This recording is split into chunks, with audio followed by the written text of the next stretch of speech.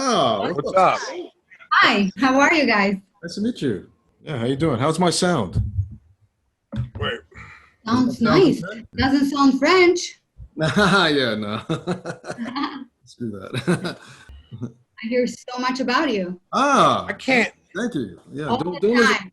don't Well, believe look me, at that please. face. Look at that face, Okay. guys. So my name is Stella, guys. Pleasure to be here. All right. I am from an insignificant country, Yeah, right. Puerto called Rico. Albania. Puerto Rico, Boricua, I wish. Yeah. You beat Puerto Rico, We though. can't salsa. We can't salsa at all. We have our own dances, but Don't put down we Albania. we are hot and passionate, wild people. It's a Yeah. good thing, hard workers. Really? But Okay, cool. and we're very close to Italy. For those people that don't know, close No, to come on. Italy, Come on. attached to Greece. Uh-huh. But Albania was communist for 50 years. It was isolated for 50 Right. years, completely off Right, the radar. Right. One of the most totalitarian communist regimes out there. Yeah. And people don't talk about it. The mere fact that the dictator was so good at doing his job, he kept it so isolated that nobody knew. So people think Ceausescu, the Romanian guy, was rough. Yes. But there were larger countries, so by comparison, maybe they had more atrocities. But my dictator was pretty awful. Pretty awful. Yeah, I've heard stories. I heard he used to mock Stalin as being too soft. That's the talk. Yeah, exactly. Yeah, right. Yeah, he took it a step too far, and he ended up dying with paranoia grandiosa, which is typical for any tyrant or any dictator. So he started being fearful of everyone in his cabinet and so forth. And I happen to live in it, very minor time, so I'm considered a lucky egg. But I did live in it as a child. Oh, so you were born in Albania, were you? I was born and raised in Albania, hence my beautiful accent. I can't shake it off. No, that's funny. Well, I spent some time. I spent some time in the Balkans. I actually taught at the American University in Bulgaria, and it's funny. I had a lot of Albanian students. Bulgaria is still close by. I have actually one of my mom's cousin. His mom is from Sofia, from Bulgaria, and my goddaughter over here in France is Albanian as well too, because I had some students over here in Paris. Yeah, we're everywhere. But it's funny because So I visited Serbia, of course, Bulgaria, and Macedonia. I'm not sure if I visited. I think a little bit of Romania, and my impression is that the Balkans are very similar to Latin America. That was my feeling. Okay. In the sense of corruption, or no, come on now. The beautiful aspects of the culture.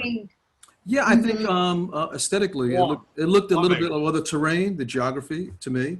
The architecture, for some strange, I had that Mediterranean feel, I guess, what you get in certain parts of Latin America, particularly around Central America. So maybe the Caribbean. I haven't been to Latin America, so I can't compare. Okay, but I've been to all those countries. Romania. Yeah, you could easily pass with someone from Argentina or something. You look, or Puerto Rico or something. Yeah, I think the people themselves have that. So you were born there, and your parents.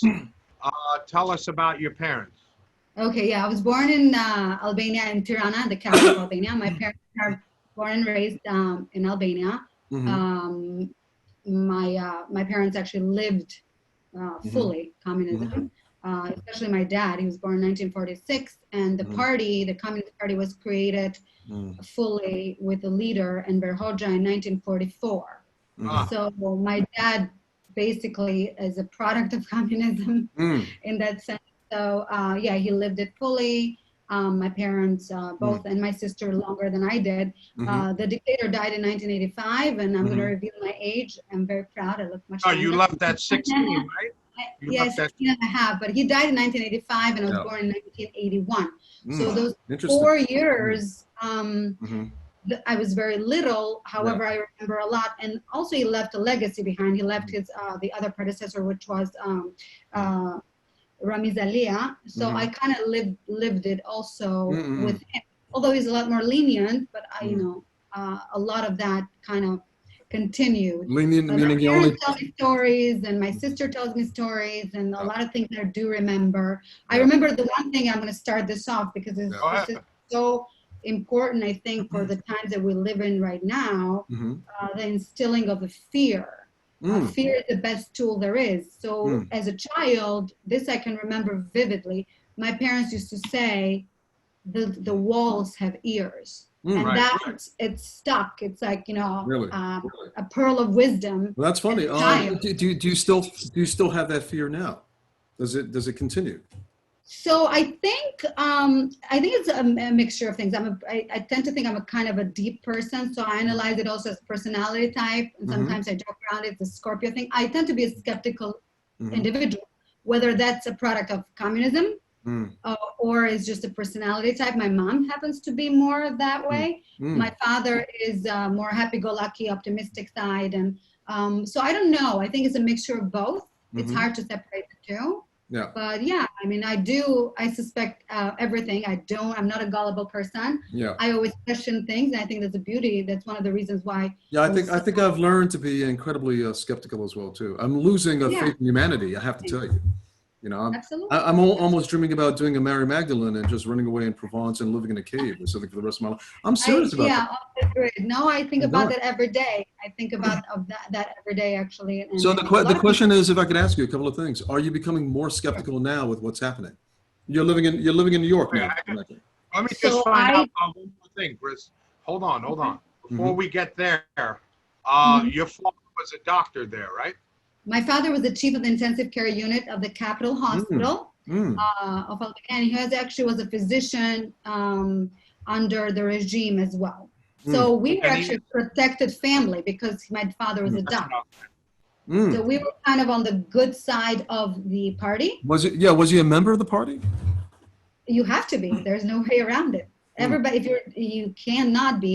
If you ever even if you displayed a sign of, I don't know, I'm not sure, or you're done. You're either exiled or dead. I mean, that's it. Well, I mean, I guess it works in different countries because in China, I think there's a relatively, I mean, it's large in absolute terms, but percentage-wise, I think the party members are relatively small compared to the rest of the Chinese population. You know. Correct. So, but what about in Albania? So in Albania, most people. Oh, really? Okay. It's a small country, Chris. It's very controllable, man. No, I'm talking about percentage. So let me give you a perspective. 3 million at the time, barely 3 million. Now we're probably 10 million in diaspora. That's like Co-op City in the Bronx. I mean, come on. Yeah, the Bronx is all Albanian too. I kid you not. That's right, I heard. So yes, it is. I'm not sure if the Italians and Albanians get along well, but I heard there's a little. The Italians and Albanians? Yeah. I don't know. Albanians are like the black sheep of the region, the Balkans, and that's one of the reasons is because of communism. Because when in 1992 we were the last to collapse. I mean, the regime collapsed in 1992 for us. We were the last of the Mohicans to stay. We were so isolated. I grew up not knowing what gum was. I mean, as a child, I didn't know that gum existed. We were so poor. It was food rations everywhere, and we were the elite family, so we got the top quality and the most of what was available. However, when the communism fell, everybody fled to Italy, nearby countries, Greece, or wherever. In fact, I have a funny story. We had a Cuban embassy in Albania, in Tirana, because Cuba was communist. People didn't know where to go next, so they would like occupy embassies, including Cuban embassy. So they went from a communist country to another communist country just because they wanted to escape. I mean, it doesn't even make sense, but people were so desperate to leave that they would just jump on any country they could. They invaded the embassies and they say, asylum, or a lot of ships sunk on the Adriatic on their way to Italy. We have so many lives lost because you'll jump on a small ship, 200 people, a ship size for 12. And they were like piles of humans trying to cross the Adriatic. So it was, and those people, the people that made it, they were either the ones that had never experienced luxury, had never seen things that the Western world had enjoyed for years and decades. So they looted, they stole, they kidnapped, they did things. So we do earn a little bit of a reputation and around the world because of that reason. Because once they were exposed to the West, they didn't know what to do with it. You were competing with the Italian mafia, and they don't like that. They're very nationalistic. Yeah, now it's more organized. Back then it was all chaotic. Now it's more organized. What happened with your aunt? We had this discussion. You said your aunt's husband I want some scenarios, Chris, to get a feel of how it was growing up there. Wait, can I just ask how you guys got to, where did you go to first? Italy first? No. I am one of the lucky ones. We came here literally lucky with the lottery system. So my mom applied for the lottery, the INS lottery, and we were the lucky crew. My sister did not make it because she was above 21. So that was a cutoff, but she was already in the States. She came here as a foreign exchange student. Okay. Yeah, she was already in Santa Fe, New Mexico at the time.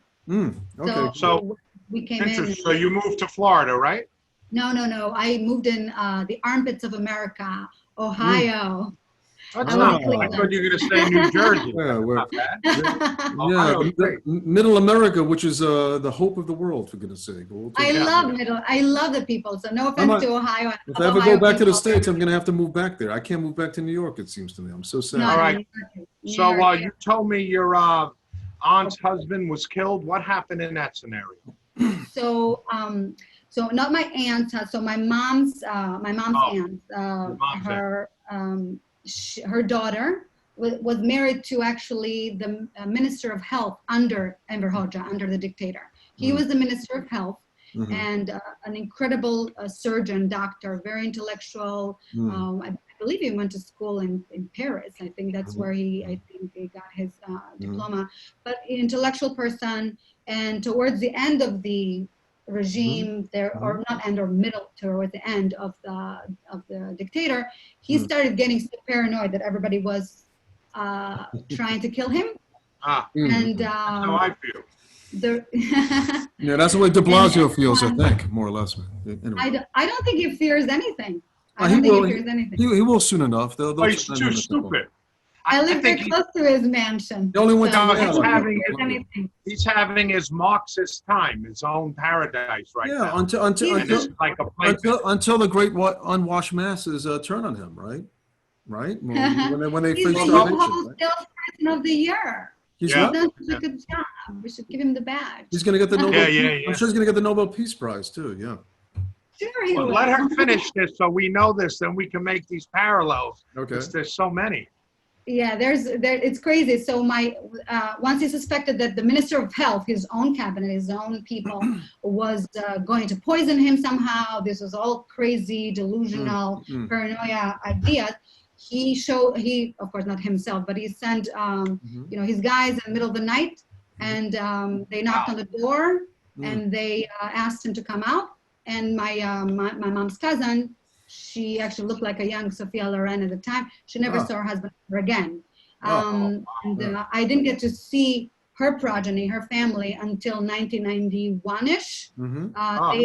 He was shot in the head. She only was able to discover him, his remains, thrown into a big ditch hole in the mountain, one of the mountains, we call it Daite mountain of near Tirana. And she recognized him by the cravat clip. Unbelievable. Yeah. And then I didn't meet my cousin until years later. They were sent in concentration camp, labor camp in a city called Roshen. So I didn't get to see her until she was 11 years old or something like that. And it was such an interesting. Now, why was this? They spoke out against the government or something? No, he suspected that the minister was going to poison him. And gotcha. And that's what he did. He did like a sweeps. He completely wanted to change everything towards the end because he got suspicious. A lot of politics was changing. It was like first Russia was the friend, then it became China the friend, and everybody was like an enemy. He had a lot of mental issues, as usually this happens. So the dictators don't sleep easily, I'm sure. No. Unless you're perfectly possessed, but we'll get into that later. Now, do you remember some specific things? I think you told me like waiting online for food to get 6 ounces of meat for the month. No, it's crazy. I mean, I could benefit from that now, but go ahead. Yeah, we can all benefit from that. No, go ahead. Food rations is the thing in communism, so it's known. But it was really extreme poverty, and we were in Tirana. We were the capital of Albania, so we got the most of the resources. Oh my goodness. And also, it did help. My father was a physician. and good biography. He was a clean. He didn't have any reactionaries or anti-communist sentiment in his family. Whereas my mom comes from a very wealthy family. My grandfather owned my grandfather's father, and his great grandfather owned an entire village in southeast of Albania, and his entire land. I mean, we're talking a whole entire village was revoked, and we still don't own a dime, not even an inch of that land to this day, because it was given to, even after communism, even to this day, the leaders of my country are cousins and related to the Communist Party. So it's to this day that it's given to the farmers. It was never given to the rightful owner. So my father was good, so my mom had to marry young so she could clear out her last name, because her last name was, as we called it, stained. In Albania it's called with Manuel, which means like it had a stain, so she had to cover her last name, marry my father really quickly. And then my father was good, so he was a clean family, good biography, and a doctor. Wait, but so a clean biography means that he was a member of the proletariat, or he was from a peasant family. Is that what it means? Something like that. A peasant family, or family without any obvious thought criminality behind them, or something like that, right? No criminality. Exactly. It sounds like you're saying. And a person of the people. Of the people. Okay, but it sounds like you're saying, the true or not, was your father a good actor, or did your father actually believe in communism? It seems like you're suggesting that he really, his heart was. So my father is a very good actor, just because I know you could never. My father is a physician. To be a physician, especially, is a very good one. To be a good physician, you have to have a humanitarian heart, and nobody who has a true noble humanitarian heart could like or enjoy communism. So it's impossible for my father to be communist. He probably got buried in his work and doing good deeds, I guess. That's it. He buried in his work. But he didn't believe in the party, I would imagine. He didn't believe in the hopes of communism. Absolutely all right. Not. They to this day. I should tell you a little bit about ourselves, because our grandfather was a communist. We used to say he was a communist sympathizer from Puerto Rico. He came in the 1920s through Ellis Island. But I don't know what communist sympathizer means. That was a euphemism. He was a communist. Well, you got to think of the times, though. Grandma came here and met Grandpa during the Depression. I mean, I'd probably be a communist if I was living on a piece of bread a day, as Grandma told me.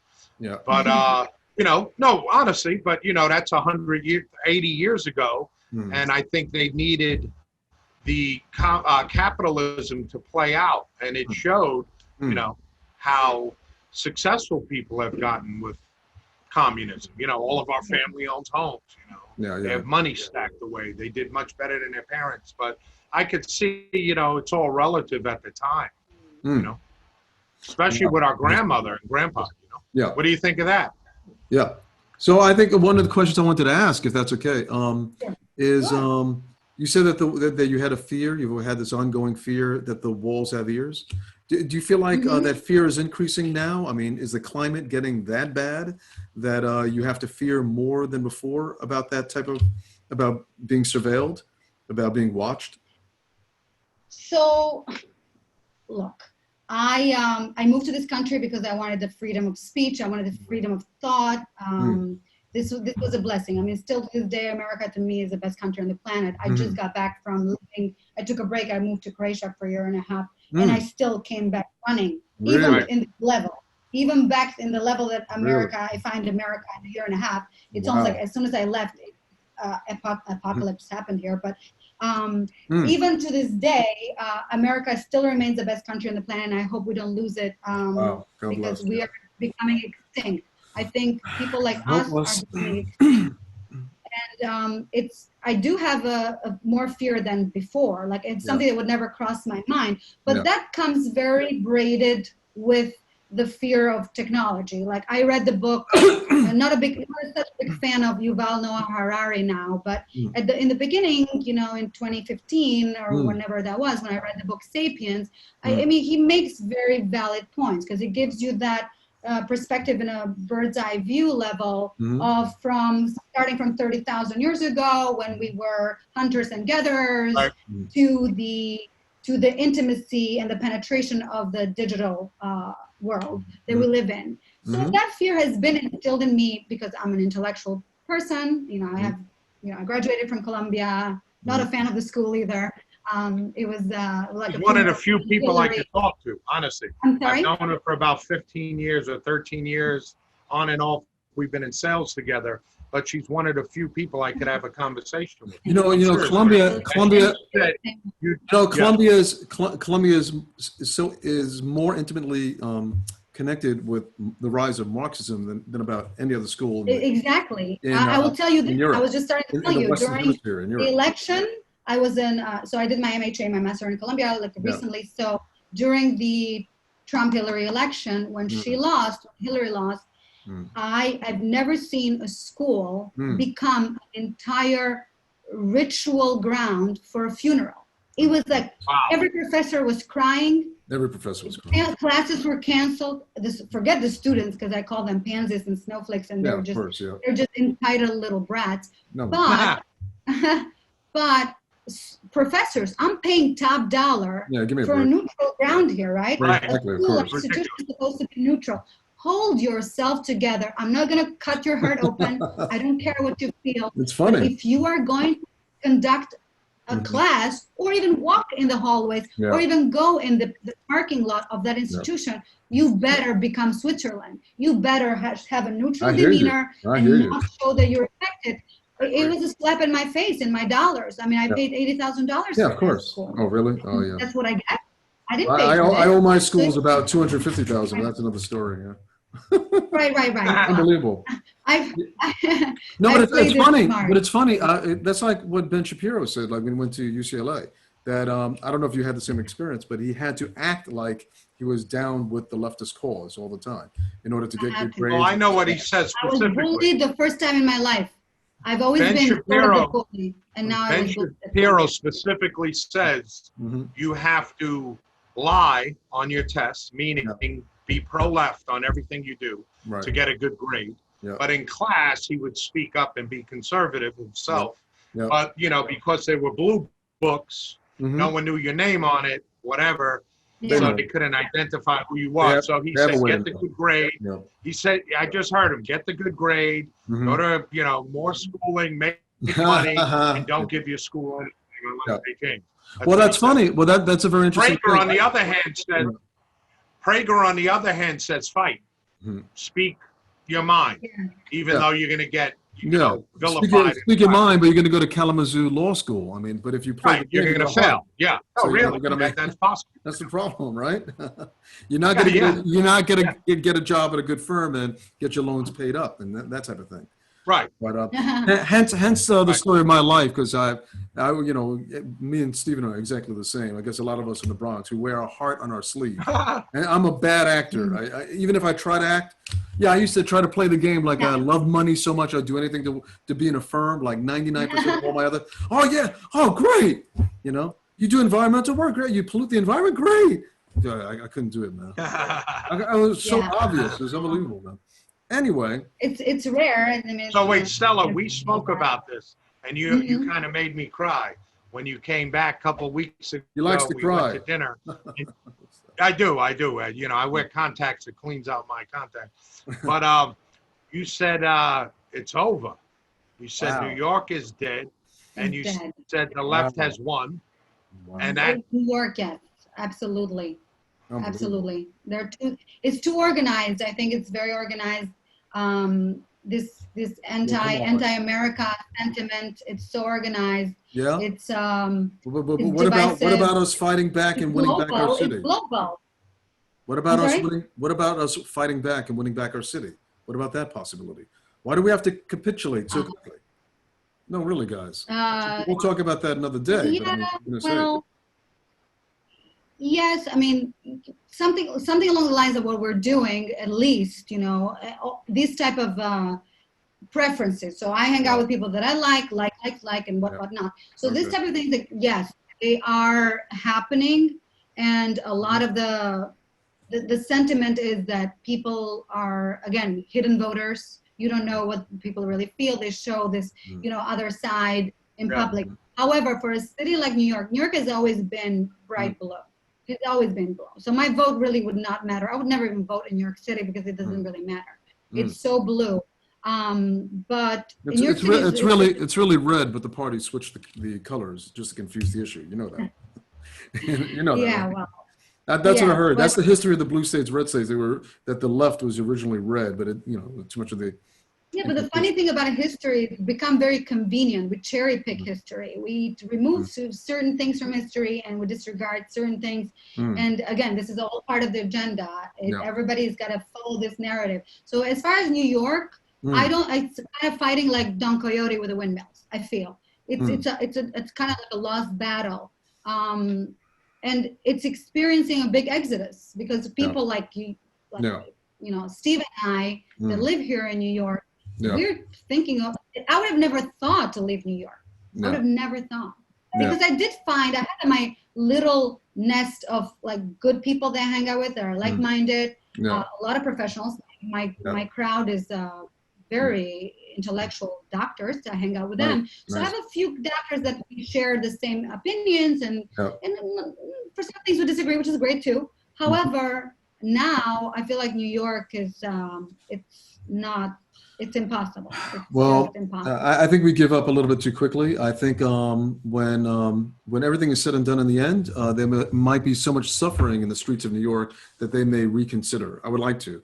I mean, if I were not to allow myself to be overly cynical about human nature, I would imagine that rationality, will hit them in the face, right? I don't think so because this pandemic is giving them the ticket. The pandemic is giving them a ticket. But gravity. Let's hope. But gravity and starvation is a bitch. Stuff like that. At some point, I would imagine that people would. Well, I mean, goodness, it's a sad testament to human nature if they don't wake up after the suffering that's going to come our way, right? It's so anyway. We have some I worry about the children the most. Actually, the children are the most. What I'm more concerned because the level of post-traumatic stress that they will probably experience, this unintended consequences that this way that we're handling it. I hope that the children will be okay. Well, I'm speaking. I'm quite honestly. Hold on. Go ahead. He has some fantastic models that I'm sure there's going to be academics studying this, if they're honest. If we look at Kenosha, Portland, Chicago, and we see what happens after COVID and the riots. As you said, Chris, are people going to change? Are people finally going to wake up? I've had discussions with people where I say, look at New York now. This reminds me of New York. Part of it, I was a baby, but in the 70s. Lawlessness, the blackouts, anything goes, treachery on the streets. Right. And, there's a mentality, hey, we've been through this, we'll be fine. But why would you accept this as the norm? This is not normal. Why is this occurring?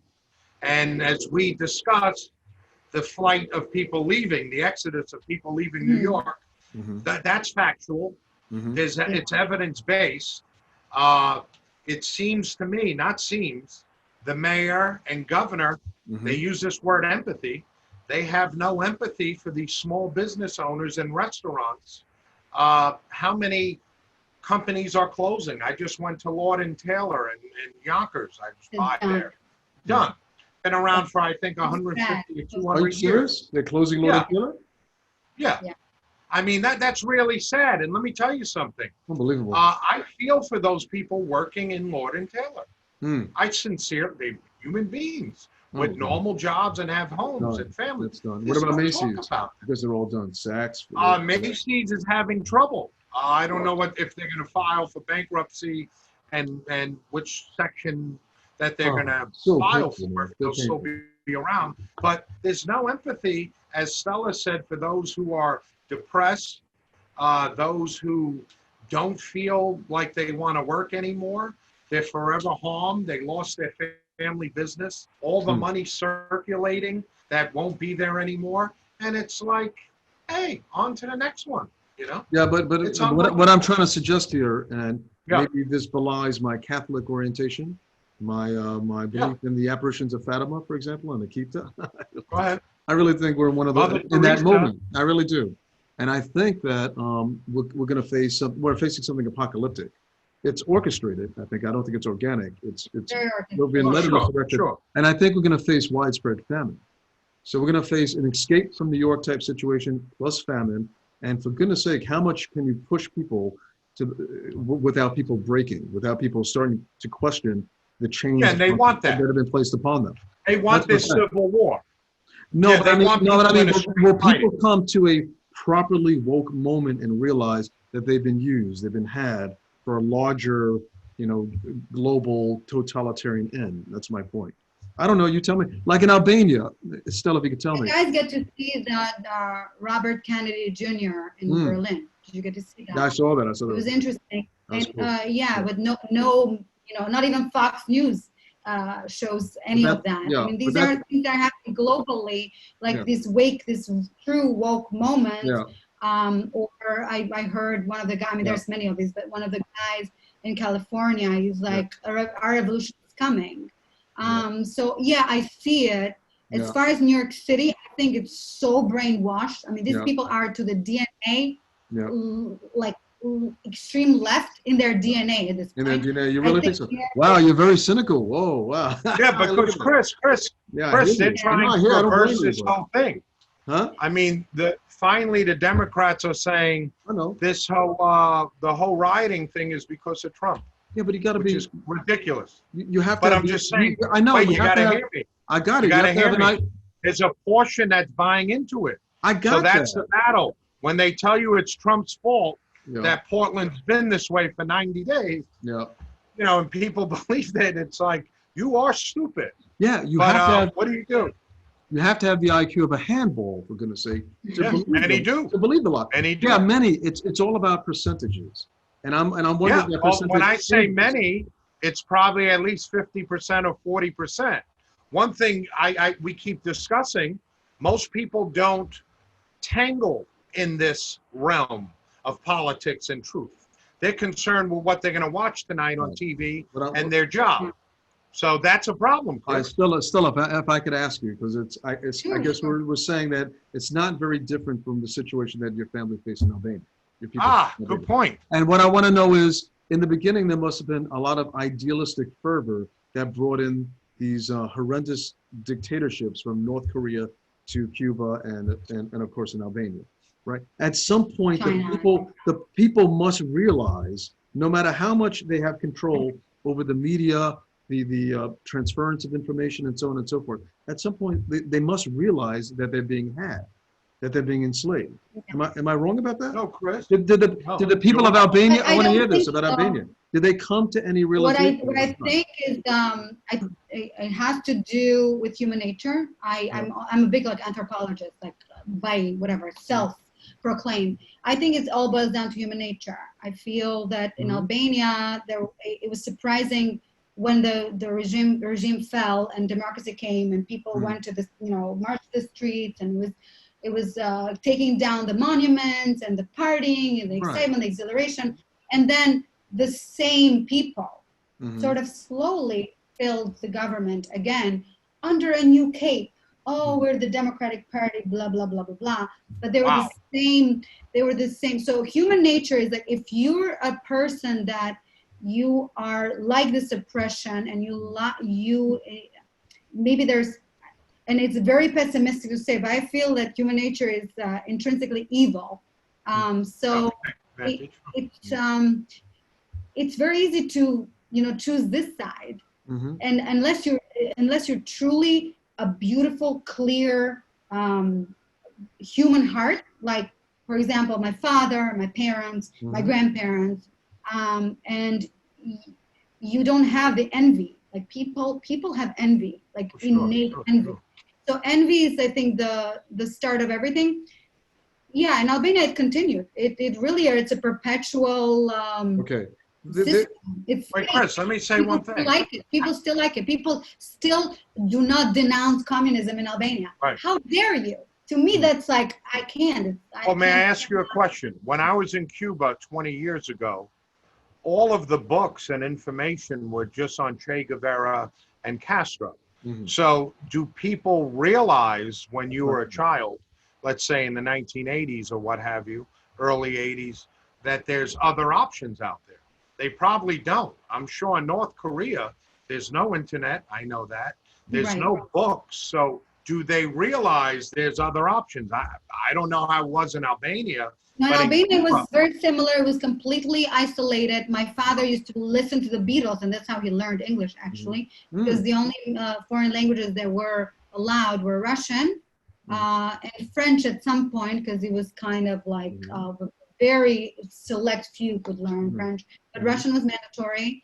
And so he learned English through hacking, you know, the Beatles. With we used to have a homemade antenna that we used to hide in our terrace with the 5th floor, and we created out of aluminum foil. Wow.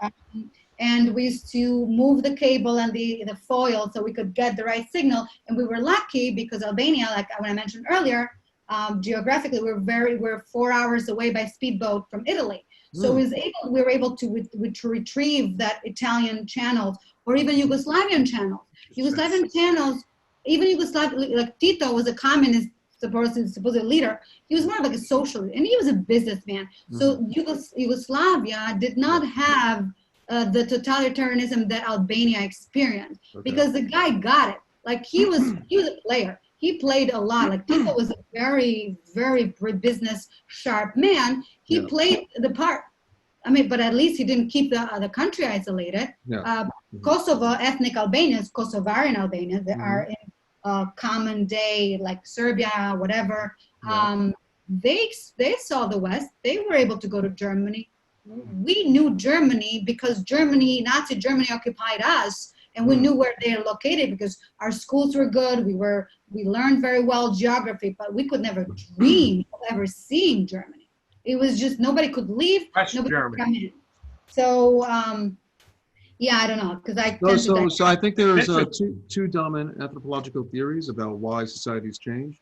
One of which is, well, I guess the dominant one is that that Albania, I would imagine, like a nation like Albania, gets information and receives some pressures from outside its own borders, and that's what causes changes within a society. But I guess what I'm suggesting, which is a more theological understanding about human nature, that belies my understanding of metaphysics, that perhaps maybe the people themselves, you know, realize, even if they're completely isolated, that even within themselves, they have the wherewithal to understand their situation at some point. Not everyone, but enough of a population in order for them to start making changes from within. Do you believe that second theory? Is that possible, you think? Yeah. Well, like I said, I think the Catholics used to call it it's some sort of theory about charisma, that no matter how much you lie to people and you put chains on them, there's always a certain amount that have enough liberty to them inborn for them to break those chains and to start asking serious questions about their situation. See, and then of course that goes into the other idea of conscience, and conscience not being purely social or psychological, but something impressed upon us from the outside, right? The kingdom of heaven and so on and so forth, right? So what do you think? Right. Well, I feel like it's very person dependent. So yeah, I mean, what you're talking about, I think is very individualized. And in general, I feel people are intrinsically evil, which is a very, very morbid way to think of it. But I feel like we have that original sin of envy. And that's why communism and Marxism becomes so attractive, because it's like, I got to grab your land. You have so much money, I'm going to take yours. And I feel human nature is that, and it's the few that are really good, those are far in between. So I feel like the majority of people are more, let me get the low-hanging fruit, let me take yours, rather than work hard for mine. If in Sweden, it worked in a way because they come from a monarchy. So the Scandinavian countries, I hate when people make this comparison. Oh, Swedish socialism, communism is amazing. Yeah, look what's happening now in Sweden. But anyway. True. But even when he was working and they were like the example of the world, you have to take it, in context. They come from, the Scandinavian countries were monarchy. So their resources were rich. So they come from monarchy first. Made a lot of money. They made all their money from fracking. And so they have resources. So if you have common resources, you have so much, an overload of resources, you can separate it to chunks easily and everybody gets a piece. But in USSR, in the Soviet Union, when the entire country was in famine, what is there to separate? And they had the most resources in the world, the Soviet Union. You can't give it. You take it from the rich and you give it to the poor. So that's why the proletariat, or whatever, the farmers and the working class were like, yes, we're going to go through this. Let's take it, because of that envy, that I call it the original sin, is envy. Right. That's why it goes against, if you're a Catholic, and too, in America, it goes against the commandments. It goes against and everybody's envying like, thy neighbor. They have money. Yeah. So your point about envy cuts against the Marxian assumption of people being born good and society makes them evil. It cuts against also the communal project of Marxism, that people can work together. I think people, right? They'll give up themselves for the collective. You're saying that at some point, the natural tendency for people to be envious will cut against human nature. That's why you have to have government. For me, it's a common thread. It's human nature. It always comes out. Yeah. You can't hide it. You can work on it. Someone likes your wife better than theirs. You have a nicer car. I think a lot of people have that in them. Yeah, but I mean, but that's not enough, the envy, because it seems to me that if you're really envious, you're more individualistic as opposed to communal in your orientation, and you want to get ahead. It seems to me that within the communist system, they would allow you to get ahead by you becoming a member of the Communist Party and working your way up the Communist Party itself, right? No, but that's a small fraction that's not getting ahead because they created Google. No, the thing is, my fear is that if when you have a country that's, I think the word is autarkic, a country that's completely closed from the rest of the world, like Albania is a good example, and North Korea is a good example as well too. If you can think of another one that we found, maybe Bhutan, I'm not sure, right? But anyway, if they close the information to most of the population, maybe almost all the population, about the way the rest of the world lives, it's a fearful thing to think that the powers that be can tell them anything. They could tell them the world is round or flat. Exactly. They could tell them that Albania is the richest place in the world. You know, they could tell them that there are no other countries outside of Albania. Maybe you fall off the edge of the world. I don't know. And I'm wondering, in those situations, how much of a lie will stick as opposed to at some point erode and people will start questioning enough, to realize the truth. I don't know. So it's a testament to human nature. We don't know, but my understanding is in this situation in the United States, I don't know. I think at some point there's going to be so much suffering. It's difficult now. I think there's going to be widespread famine. I really do, and I think there's going to be so much of an imposition of authority, so much an erosion of liberty that at some point the percentage of people who start questioning and rebelling will grow, and then we'll have.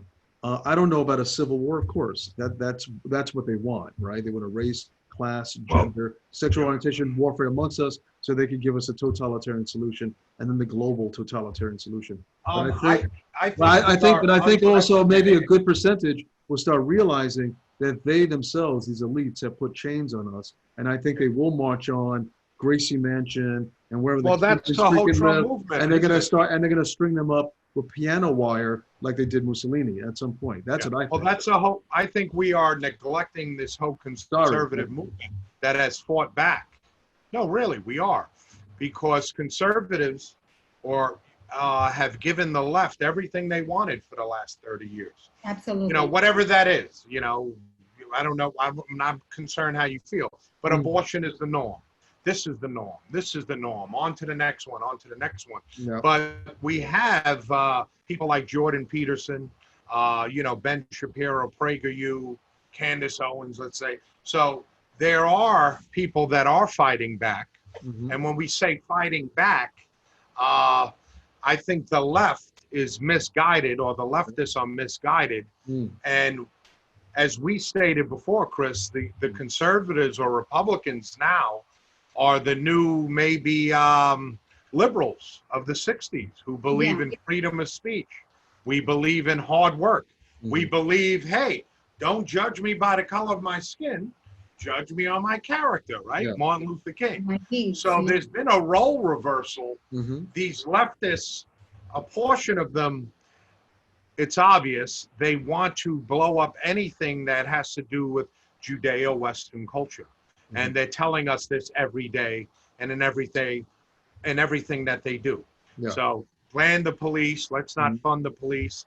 Angela Davis is saying this is only the first step to the revolution. She just said that. So that's their long-term goal.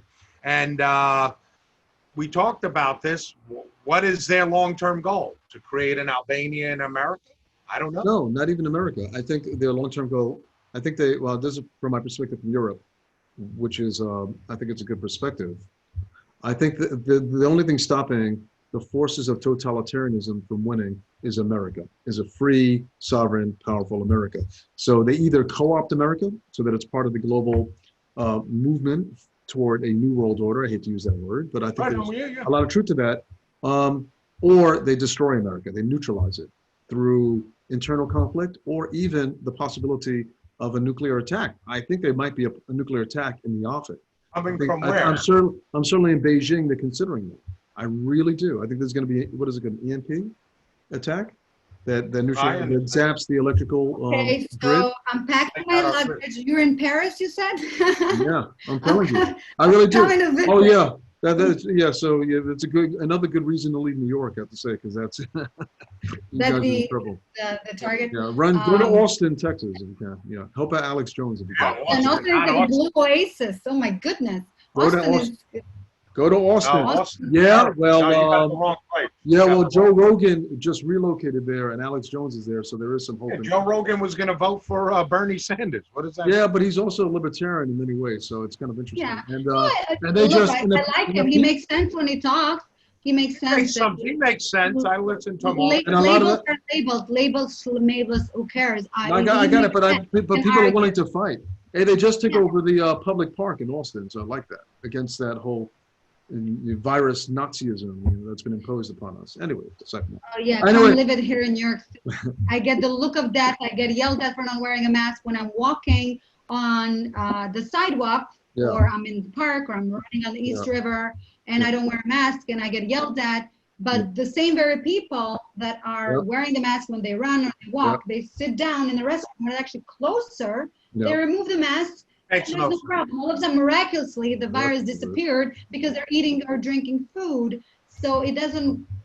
That's why I said New York is a lot. New York City. Yeah. I hope the entire state. I ain't that stupid. A lost cause. Yeah. They're in there. Yeah, I know that. Anyway, what gives me a little bit of hope. So the Battle of Nanking in the Second World War, the Japanese who had taken over Nanking were completely indoctrinated in the philosophy of the emperor and the expansion of the empire, and the idea that that other peoples in that region who are not Japanese were less than human. Okay, so they were easy. So it was perfectly allowable to use them as fodder for their war. And so apparently they when they had a little bit of resistance in Nanking and they breached the walls, which I think the largest walls in the world encircling the city. They used the population. They just completely butchered the population, men, women, and children. And it was such an orgy of violence. It's incomprehensible. And they were, I'm sure you know the story, but they had the Japanese soldiers that were using the samurai swords and the katanas and seeing how many heads they could lop off at one time. And there's a horrible picture of a pregnant woman screaming at the same time that her head is chopped off. I don't want to get. It wasn't for the U.S. The U.S. prevented millions of deaths. They were cutting babies out of their womb and tossing the babies of them. They did that. We talked about this in the Philippines. My brother's wife, his mother-in-law, is from the Philippines, and she saw that happening, throwing babies up, catching them with bayonets. Oh my goodness! So it is true then. Yeah. So and they were experimenting. They were experimenting with grenades to see how many people would die and that type of thing. It was. Oh, they did all these experiments that the Nazis did. They had horrific experiments. Well, but the point that I'm making is that the doctors in Nanking wrote back to their superiors in Japan, saying that there's a strange malaise, a strange disease that has overcome the troops, that they're concerned that the troops are not enjoying this bloodletting as much as they should. And yeah, they don't want to partake in it anymore. And what happened is they started feeling the pangs of conscience. And maybe they are like full members in good standing of the human race, and maybe we shouldn't, cut babies out of wombs and stuff like that. So there you go. That gives me a little bit of hope that, There's hope. There's Mother Teresa's of the world. When it comes to, when it comes to the extremes of behavior that maybe we may come to break the chains of the lies that have been put upon us. I think also the fact that, notwithstanding what seems to me this rise of Marxism like crazy since the 1960s, and all the indoctrination that I remember in public school in the Bronx, New York, even in Catholic school in many ways, and certainly at Cornell. Cornell is just like Columbia with its left-leaning orientation. It was unbelievable. Very. I used to be proud of that. Now I'm changing it. But I anyway, was totally against it, and I was 12. I knew it was wrong. So you're a perfect at age example. 12. I'm not so the idea that actually a lot of us have actually risen, I think, in consciousness about the lies that have been heaped upon us after all these decades. That gives me a little bit of hope too, that at least some of us can realize the situation in the right way. Yeah, there you go. Yeah, but nothing will change if we don't change our education curriculum, because we're feeding our children. I don't have kids, but I have a nephew, and what they're being taught, it's unbelievable. It's so sad and scary. Yeah, it doesn't prepare children for anything. Yeah, I spoke about this. I teach my own 13-year-old kid now. I've given up on that. Well, bravo to you. I mean, that's the only thing you got to do. Yeah, but if you can't do that, then what do? You send them there and you just program them. You just might as well put a chip and then send them out. America's lost if Trump and his administration or future administrations don't threaten these colleges with funding. Because 98% of them are leftists. Yeah. 98%. I can't give you a sound number. Yeah. Right. They don't teach a love for America. Yeah. All they do is point out the wounds. It's almost like the police department. Yeah. I just had dinner with my friend who retired a week ago, and looked it up. What he said was true. It was on one of our podcasts. Police respond to 350 million calls in America every year. Oh my goodness. And I believe, remember, every life matters to me. I think there was 9 unarmed African Americans killed, let's say, in a certain year, and 4 might have not been justified. So, once again, every death bothers me, okay? But if you look at the numbers, right, it's less than a quarter of a percent. Yeah, it's phenomenal. We never talk about, hold on. Right. We never talk about interpretation. We have interpretation of our news anchors. They give us interpretation. We have gone so far away from facts as a society. Well, facts and evidence. And wait, there's never talk about the police who are killed. And so like 150 police are killed a year. Building an argument, intellectually argue something, your point. Children cannot do that. Cannot do that. Well, I mean, if you go on some of these sites, people can't have an intelligent argument, which is unfortunate. I hear people telling me Trump is a fascist. I said, what is a fascist? And give me examples how. He just is. Okay. Don't bother me then. I don't have time to engage with you because you can't have an intelligent conversation. You know what fascism is? No, but he is. I said, would a fascist allow all these riots? Fascists would have went in the first day and mowed these people down. You crushed. Yeah. Would a fascist have given up the opportunity to get into wars? Probably not. Which the Democrats said we're going to get into war with Syria, North Korea, Iran. No. But it's madness. We discuss it. Well, I have a question for you guys. Oh, and I was researching this on PragerU, and PragerU, which is a site from Dr. Prager. Dennis Prager. The question is, he poses a question, and it's a very good question. And the question is, why isn't communism as hated as Nazism? Why do we accept communism as being okay, but, you know, Hitler, Nazi, you're a Nazi? You just explained it, but because people can't make a distinction between liberalism, fascism, and communism. This is the argument that I had with our cousin, who shall remain nameless. That is, he believes that that when you speak the language of the golden rule, for example, from the gospel, when you speak the language of Christ, when you speak the language of every life matters, including the unborn, right, including white people, then they say you're a fascist. I mean, there you go. People have just been deceived, and they have a hard time distinguishing between these concepts. And you're right. I think people throw out the term Nazism and fascism without really knowing what they are. It's really just a green light to abuse that person, to oppress that person, even murder that person, right? Did you see the response of the assassination of that poor, what's his name, Bishop? He went by the name Bishop in Portland? Yeah, the assassination.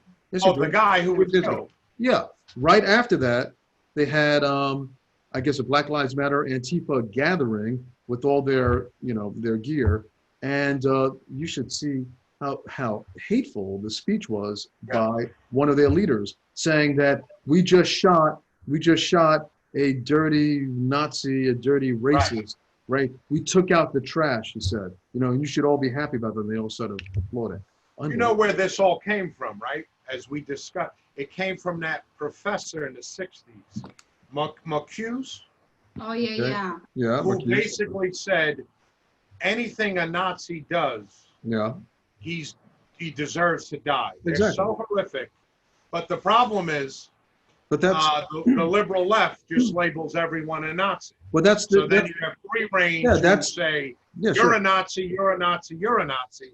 So then it gets into anarchy. But, I mean, but to be fair, we all play that game of language, but they play it maybe more effectively than we do, at least up to now. So, so to say someone is the Klan, KKK, to say someone is a racist. I remember growing up in the Bronx, New York, with a lot of black friends that I had, that for goodness sake, once you point out someone as a racist, it's like, you know, you have carte blanche to just beat their head in, right? And even me as a young kid, not knowing much, you know, a lot of anger will well up in my head. Really? That's a racist over there? You know, I didn't even hear the term growing up, really. Oh, really? Oh, well, I'm almost you were a Catholic school kid. I was a public school kid. I had the Sea Corps crew and the I came to America when I was 16 and a half, and I was so impressed how racism it didn't exist. I was so impressed. Isn't that funny? And I was like, wow. Because if you even had one, I don't know, African man show up to the country, the whole city would stop and point him out and call him names and things like that. So when we had visitors, when the country became open, so when I moved to the States, I was like, wow, how can so many races coexist? It didn't even exist at all. Wait, hold on. Chris, I went to a Catholic school on City Island. Remember, my Catholic school was 60% Irish. We're talking early 80s, 40 years ago, maybe 38 years ago. But I'm sure you didn't. I'm sure you didn't have. Hold on. Okay. Hold on. So we were Puerto Ricans going to these schools, and then African Americans. Yeah. There were fights. Okay, there were fights because I didn't know you. You didn't grow up in my community. Boys do that in sports. There was some racial stuff said, I'm sure. Sure. It's human nature. I mean, let me just say the point. Let me finish. It wasn't, hey man, I kicked your ass on a baseball field, you black or you Irish mother. A day later, they're eating ice cream together. You know what I'm saying? It was like now they almost resuscitated this R word where I'm laughing my ass off because, as you said, Chris. If we're all racist, Trump supporters, then everyone's a racist and no one's a racist. You know, we're supposed to live in a sterile world, but it's a sterile world out of convenience. Yeah, but so the point, the other point that I'm trying to make is, with respect to the politics of language, in the newspeak that we have here, once you label someone in a certain way, like Nazi and racist. What it is, what it does is in your own mind, it dehumanizes that person, and it gives you a justification to not treat people with equal concern and respect that every member of the human family should be afforded. certainly in the Marxian point of view. Isn't that funny? Well, okay, so in the Marxians, when it comes to class conflict, if you say someone like, I guess your mother, right? If you say, oh, she's a member of the kulaks, she's an aristocrat, they own the village, it means she's not really one of us. And she's not only that, not only are they not fully human, so that typically happens when it comes to acts of genocide, like in East Timor, for example, or with the Jews who were considered rats and rapists, right? And then Goebbels had, you know, all that imagery. But it also connotes that that person is responsible for your poor situation. That is to say that you've been victimized. Of course, hey, it's time immemorial by those people. Yeah, you've been keeping us down, right? Right, exactly. That's the reason why I live on the other side. Jordan Peterson said. That's the reason why I live on the other side of the railroad track. How is France? How is it going over there? Terrible. Well, that's what I'm trying to say. If Middle America does not find a way, the decent, good people from New York to California, you don't find a way to work out the situation and take your country back. If America falls, then we're next very soon.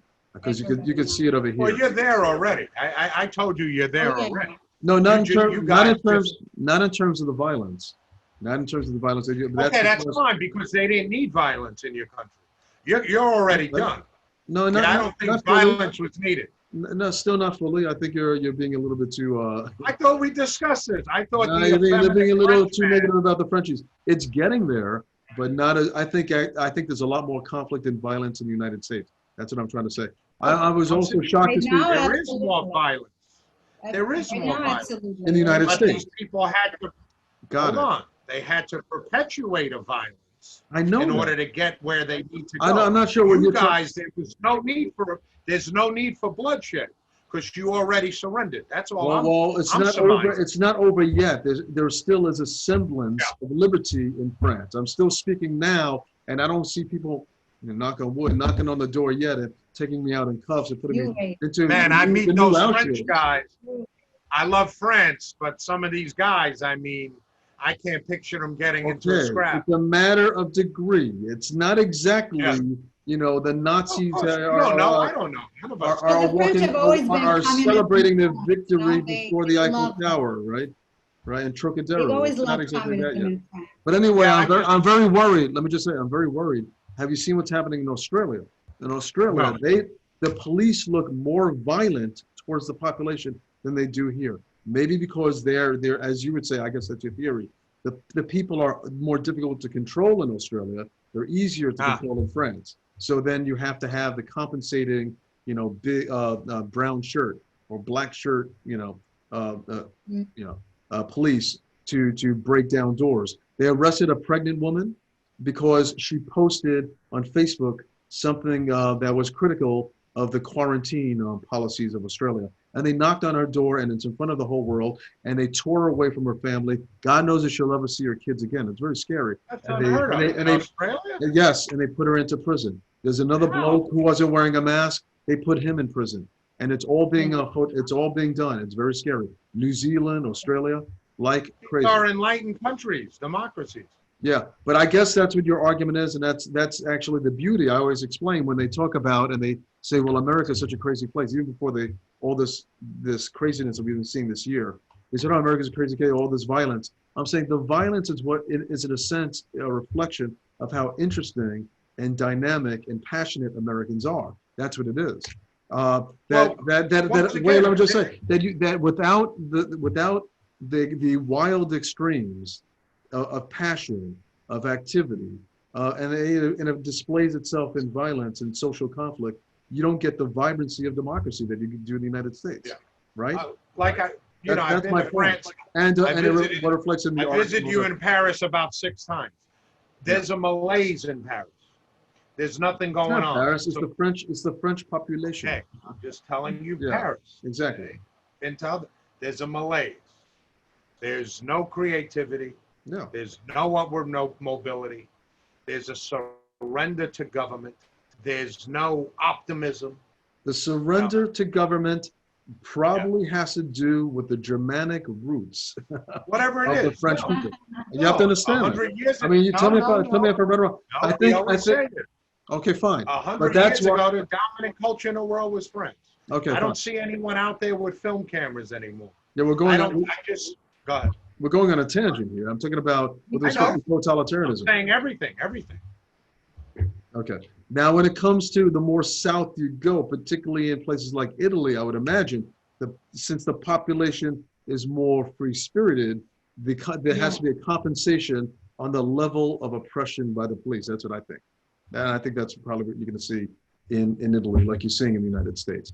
Anyway, what hope is there for winning this conflict? You know, I think Trump is going to win by a landslide.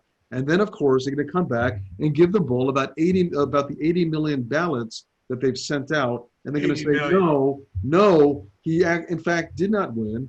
And of course, you know, a good 40 million of those ballots will be the same signature, you know, Hillary Clinton. I don't think they're going to have that many ballots. I don't know the numbers. They're going to play the game. They're going to offer the justification that he's not a legitimate president. I can understand that. And then I want to know what the response is. Another 4 years of the same. It's going to be another 4 years. I can understand that with the ballots.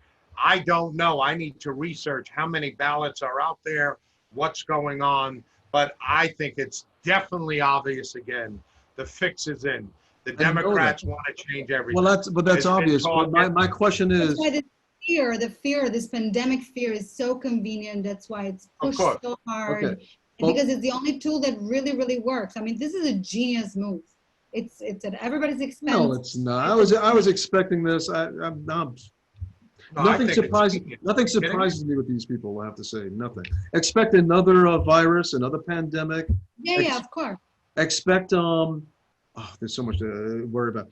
Actually, in terms of control, I wanted to say two things here. One of which is what would be the response of people who are properly awakened to the situation in the United States? Are they, you think, ready to fight, you know, for their liberties or not? No. Once again, I was watching TV yesterday. I believe he's the editor of the Federalist magazine and their website. His name escapes me. Mm-hmm. The question is, what is more shocking? That we gave up our liberties without a fight, number one, or that we are compliant? I think the most shocking thing is that we gave up our liberties without. But it's not over yet. You guys acting like New York is dead forever. Okay, no, hold on. Okay. It's not over. But people are destroyed with irreparable damage. If you had a company and you lost all your life savings, might mean nothing to you, but if you're 60 years old, you can never get it back. I got that point. So severe damage has been done. Severe irreparable damage. Yeah, you know, we need to all remember how this country was founded. Great countries like the United States and France and the United Kingdom and so on and so forth. You should see this History Channel documentary. It's I think a 14-part series on the American Revolution. I learned so much from this. It was unbelievable. Have you seen the movie The Patriot? The Patriot is based on a true story. Oh my goodness. Is that a Mel Gibson movie? Yeah, on Daniel Morgan and his rifleman. That was the Mel Gibson character in the movie. Oh, what an unbelievable story. All right, and actually the central evil protagonist in the movie, that's a real character, and his name was Tarleton. I think Bennington Tarleton. Unbelievable. He was a butcher, and then they had that great conflict. And Morgan, you know, with the scrappy militiamen, they defeat them. It was a shock. I think they defeated them in North Carolina. That we might be down, but we're not out. Thank you. Okay, thank you. We survived, you know, the hell of New York City in the 1960s, 1970s. Okay, I was born in the 60s and lived in the 70s, and I remember all that stuff in the 80s. Get out of here. That's when we had this tremendous white flight. That's when we had the founding of Co-op City. That's when we experienced the heroin epidemic and the crime epidemic, and then came crack. I mean, it was unbelievable. Gang violence. No, I said the 70s were tough. 70s. And then came, I'm sorry, we shouldn't go on forever with this stuff. But in the end came, you know, a realization. I remember it. Little by little, we were fighting back, and judges started getting tougher. And then came Giuliani. First, funny thing is, I canvassed. I was one of the people getting voter registrations in the inner city to get David Dinkins elected. What a stupid thing I did. Okay, but we were happy with that in the beginning. Thanks, Dominic. And then And then came Giuliani. The irony of ironies is it took a Giuliani and it took a Trump, and characters like that to rebuild the city, to take back the city. Isn't that funny? And here we go again. No, it's true. And then Bloomberg followed what Giuliani did. So before we're 6 feet These under. are sensible people. Sensible people. Before we're 6 feet, all of us are 6 feet under, we have a lot of fight to give, is what I'm trying to say. And I think we capitulate. No, I appreciate that. I really do. I really do. I think the number one thing we have to do is change these schools. And kids that's what I love mentioned. America. You can't change anything unless you change our education. They need to know the greatness of America. Okay, Can I say something? They need to know the difference between East Germany and West Germany, North Korea and South Korea. They need to know that American blood was spilled to create South Korea. And per capita, more Puerto Ricans than any other group in that Korean War. Yeah. But they need to know these things. I think we're beyond all of this, and here's my cynicism. I think we've come to a point. I think we've come to a point that it's going to be civil war after November. I think all the blue states are going to deny this president, and then it's going to depend. Wow. It's going to depend on where the military sides with this. Have you guys been following the letter by General Miley, who denied a request by Slotnick and the 7 spooks or freshman spooks who were in Congress, who wrote a letter and who connected with some other members of the military to ask for military intervention when Trump decides not to step down from office. This is the game that the guys that's play. A very odd thing that they would ask that question. So I think half the states, a good portion of the states, certainly California and the left coast, the West Coast, and New York, and some other states are going to claim that he's not a legitimate president. Then there's going to be a stalemate, and then God knows what happens in January. And God knows what happens in January when Congress is back in session, I suppose. They're going. Why are you laughing, Stella? It's unbelievable. But I think in the end, it's not only going to be will. I think in the end, it's going to be who's willing to shed blood enough for the country. I hate to talk this way. I think there's I'm a Catholic now. I don't want this to happen. I don't know if it's inevitable. History repeats. It's just again back to human nature. It's going to be civil war. Let me ask you guys a question. Yeah. Let me ask you both a question. If Trump wins, let's say the rioting in Portland. I know you heard. Did you hear the mayor was his apartment? They burned things outside his apartment, and he got spooked, and he's moving. No, he's fleeing. He's fleeing. Yeah, he's searching. He's also the police. Hold on. He's also the police commissioner, Wheeler. I didn't know that until I read today. Nice. But I humbly ask you a question. Yeah. If Trump wins, then if rioting still persists, does he say, now I send in the National Guard? Is that? I think if he wins, he has nothing else to do. Forget about the National Guard. Are you kidding me? He has to. Yeah, I'm going to tell you what the answer is. He has to, and I'm sure they're doing this behind the scenes. They're doing it, and he's doing it. He's trying to find out how many in the military are on his side or not, and they're going to have military tribunals, trials, almost immediately after he gains some sort of legitimacy of winning. The thing is, there's going to be no concession. Did you hear what Hillary Clinton and Bill Clinton just said? Yeah. Oh, they were just interviewed today, and they've been saying this for a couple of months now. They're saying that he will not step down, and we will not concede, ever, in any situation. Because it's obvious that he's a racist, he's a fascist, and he's going to be a dictator or whatever. He's a racist. Yeah. And also that the popular vote, the populists don't want him. Like he didn't win the last time. That's why they say illegitimate. They block him every step of the way. So even if he wins, it's going to be the same 4 years. Thank you. No matter the scenario, they're going to deny that he's won, and they have Congress. And now it's fishy. So that's why I was laughing. It's like, okay, even if he wins, which maybe it's this time I doubt it. But even if he wins, they're going to block him every step of the way. So Thank you. It's kind of like, Thank you. So what if he gets keeps the Senate and gets Congress? It's going to come down to the military. It has to come down to people.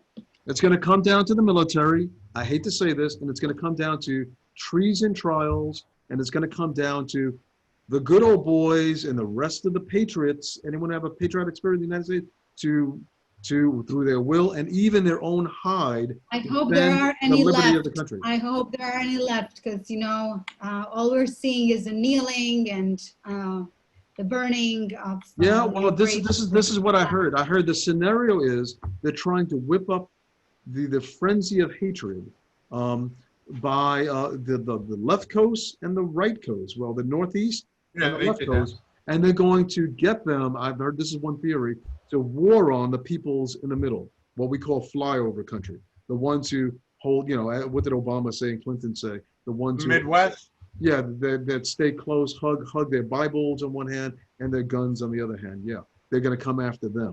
And I think is another question. Terrible thing to hug your Bible. But there you go. But they're the breadbasket of the country. So the scenario is that they can starve them now too. Can be facetious.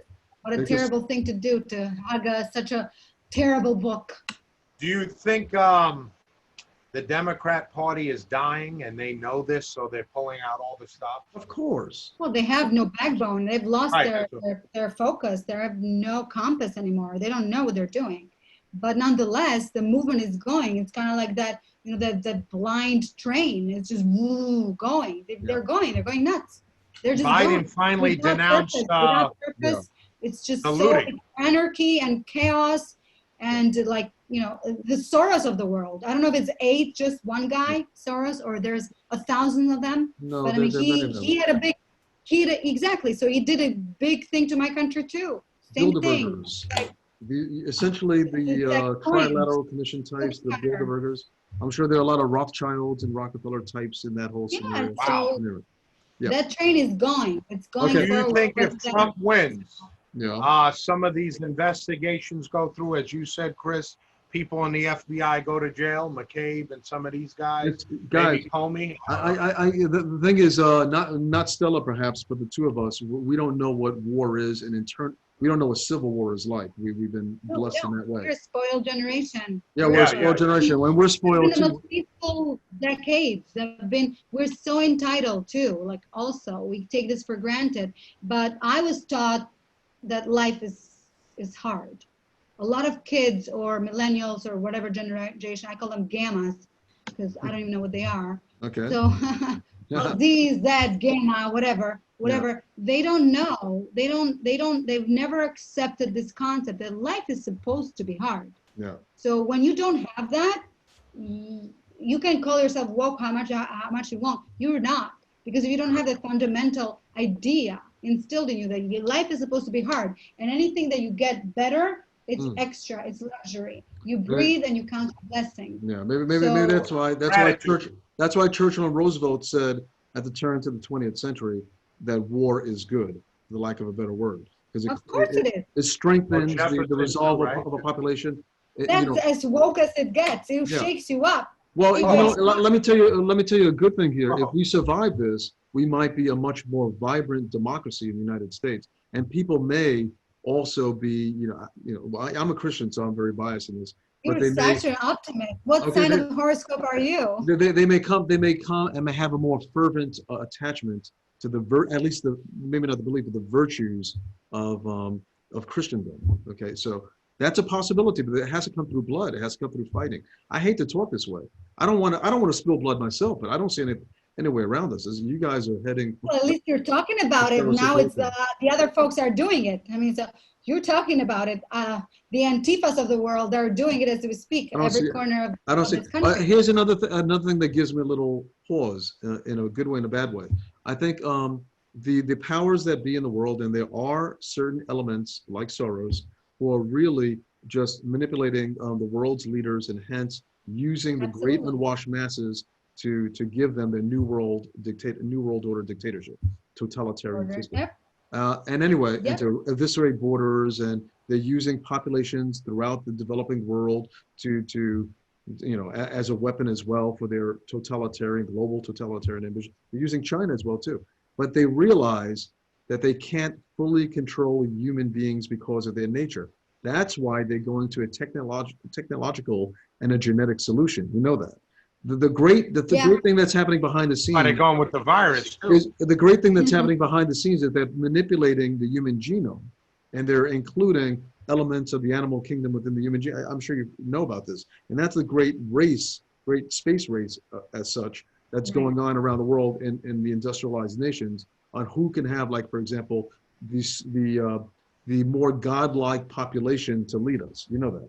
To perfect the human genome so they're brighter than the rest of us, that they have the greater agility, and also those who are more docile and are like, could be like perfect soldiers. And that was one of the great wishes of Stalin, to unite human beings with chimpanzees, right? So that you could have perfectly docile yet strong and perfectly agile soldiers. Anyways, I think they're making progress in this, and that's all behind the scenes. And a lot of that is happening in China that goes below the radar and doesn't have to worry about the ethics that some other countries seem at least to give lip service to. The other one is, have you followed what happened with Elon Musk in Neuralink, and which just recently happened? The other direction that they're going as well too.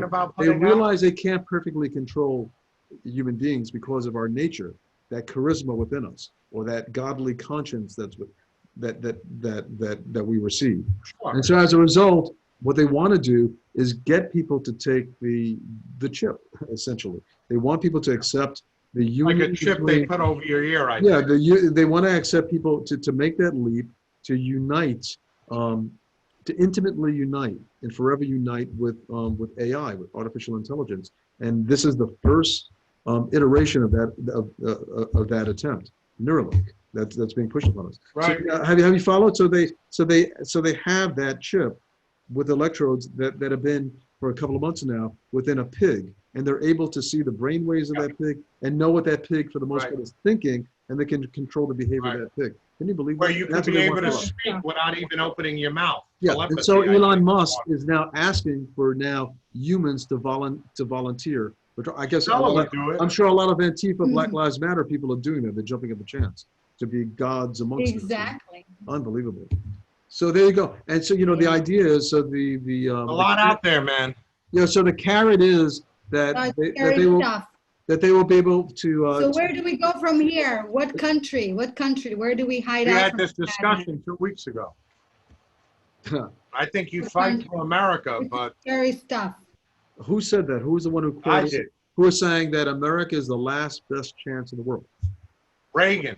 I think it's true. I think that if you don't have this, you have nothing. America is still the best country on the planet. It was sad.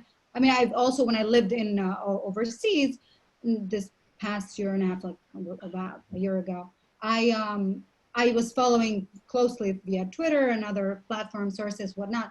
But when I got back and I got to actually see it, it's sad, but it still is the best country out there. It still is. I think Reagan also said if you let this place go, there's no other place to go. He also said freedom could be lost in one generation. Yeah, yes, he was right. Like every way. I believe that fully. But the bottom line is, and I hate to talk this way, it's very convenient for me being in France, and it's difficult for me morally speaking, but there's no way around this. But much of the population, those who love the country enough and understand how special the country is, and how singular the U.S. Constitution is, and the way that the people have taken to the Constitution. It's not just lip service, like the Declaration of Rights of Man over here, or the Universal Declaration of Human Rights around the rest of the world. We'll see where we go, man. The Bill of Rights, the U.S. Constitution. You guys, we have to realize the struggle, the deprivations of the people to fight for their freedom. You have no idea. You should see this. You should see and understand the history of this country, and then to fight again in the American Civil War. Unbelievable. The last thing I was going to say is Neuralink. So the carrot is for them to be almost instantaneously, for people to be instantaneously connected to the net, and so there'll be one with this world of information. And so kind of unites their conscience with this phenomenon called the World Wide Web. But of course, if they're going to connect with it, they're also going to be controlled by it, and that's going to be the great. What's that movie we all saw in the '90s, in the year 2000? Red Pill. Scarface, I think. No, I'm sorry, The Matrix. Yeah, the one with the red Matrix. Man. Matrix, And man. now, how do you ever turn that off? You might. Well, they not already be ever know what, arrested. they already know AI, you know, they already know our preferences. Our phones know us better than we know ourselves. It's already, Sure. it's already been, you know, we've allowed know how to it. do it. So it's, we're going on Bro, you that, remember Terminator? that road. Dude, you gotta have, you know, the bullets and But spray, guys, bullets I and hate spray, to and break this, I'm a bazooka, true and they gotta capitalist. have, I'm sorry, they are 15 years last, and they're gonna have to search out Skynet and blow that thing up. That's what you gotta do. All right, Stella, and we're gonna Go ahead, follow Stella, you. you were Guys, saying. Stella, I'm you're a our true leader. capitalist. I gotta take a conference call because Stella, Go you're ahead, our go ahead. leader. Don't give Thank up on America. Thank you. girl gotta pay Thank rent. you. Thank you. God Thank bless you. America. All right. Thank you very God much. bless. Great. Thank you, guys. Thank Thank you. you, and hope Stella. to do it again. God bless We America. have We'll talk again. more stories. More Stella, stories. you gotta lead us. Thank Bye, you. friend. God bless you guys. God bless. Okay, thank All you. right. God bless. God bless God bless America. you guys. Bye bye. Bye bye. Bye.